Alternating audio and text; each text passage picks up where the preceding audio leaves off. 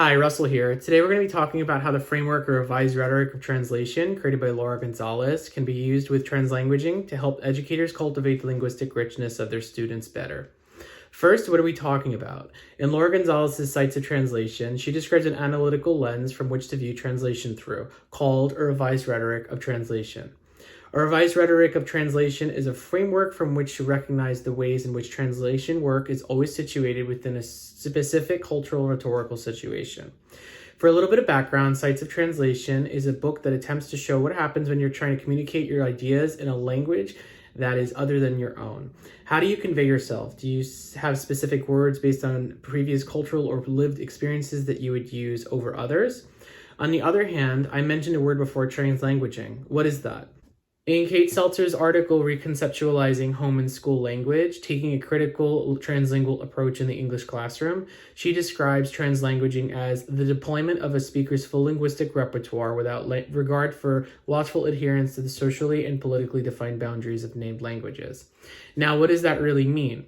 Well, within her article, she illustrates an ethnographic study that she conducted of an 11th grade English language arts class in New York City, where only 19% of the class are designated as English language learners.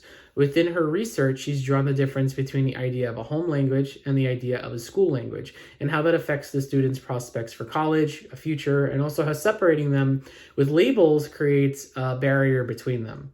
As we'll learn later from April Baker Bell's Linguistic Justice, it can have even deeper rooted consequences that stem from systemic racism. I was introduced to these concepts after choosing Kate Seltzer's article from the beginning as my focus point for this presentation.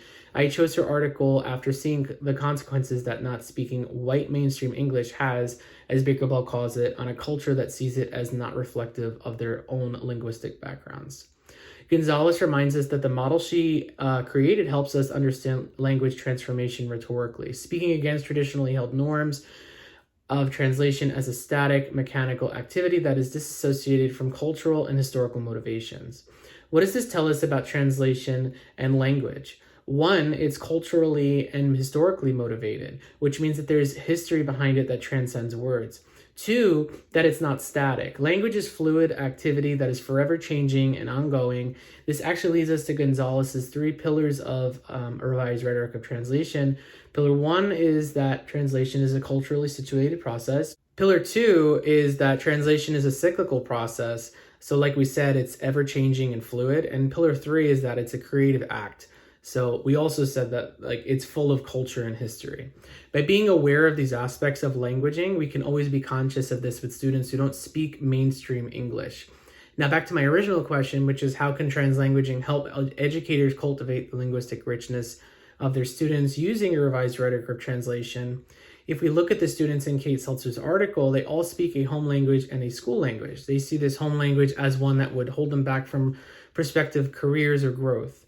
In one of the pieces of meta-commentary, she explains that two students' multilingualism was often overlooked in school because of their strong command of English. She chose to include French, Spanish, and academic English in one of their college essays and not AAVE. Some people aren't aware of that slang can be two languages, so I think that they'll just think you're uneducated because of that, said one student. Another student says, I wouldn't give them my identity, I wouldn't use some words. Like some words in AAV, yeah, I wouldn't take a risk. Another student also used similar verbiage with risk-taking. Miss Winter, the teacher in her study, asked him if he was also not going to take any risks, and his response was just, I want to get out. These comments illustrate that speaking white mainstream English does not equal intelligence. Firstly, if an educator were to use revised rhetoric of translation, they would first have to be aware that language is a cultural process. The words that student may use, whether enmeshed in a culturally diverse mixture of languages like Spanglish, has a cultural purpose. The words that the student may choose to use have a translational and not a transactional meaning to that student. Secondly, they would understand that the translational process in the student would be extremely meticulous, specifically in the words that they use and how it would be perceived. As Gonzales explains, by understanding translation as a cyclical process, we can also see how translators' training and previous experiences may impact their approaches to and success with specific translation processes. Used in this context, we could see how students that speak AAVE in the example before may have to try to translate their words to feel more comfortable in a setting that looks down on that. Finally, an educator would see the creativeness behind the translation in the student and the meandering that they have to do to make language fit what they're trying to translate. As I mentioned in the beginning, Baker Bell explains how creating and separating labels of home and school are deeply rooted in white supremacy and anti-Black sentiments. She powerfully includes in her book the so-called standard English is the language of conquest and domination in the United States. It is the mask which hides the loss of so many tongues.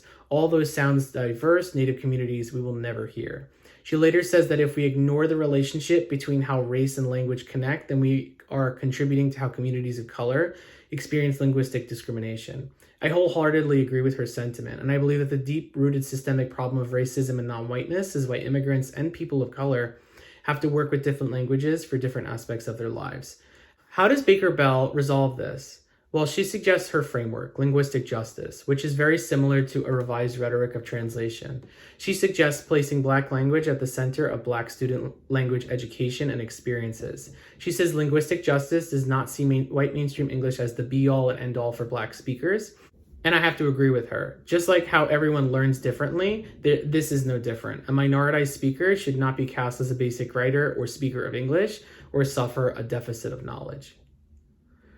Seltzer explains the implications of her scholarship, which is rather than approach the teaching of language and literacy from the point of view of remediation, teachers can tap into student translingual sensibilities, ushering an innovative and creative way of thinking about and using language. As I mentioned before, speaking English, white mainstream English, does not equate to intelligence. Writing them off as unintelligent because they speak another language or use slang is an arrogant way to teach and learn.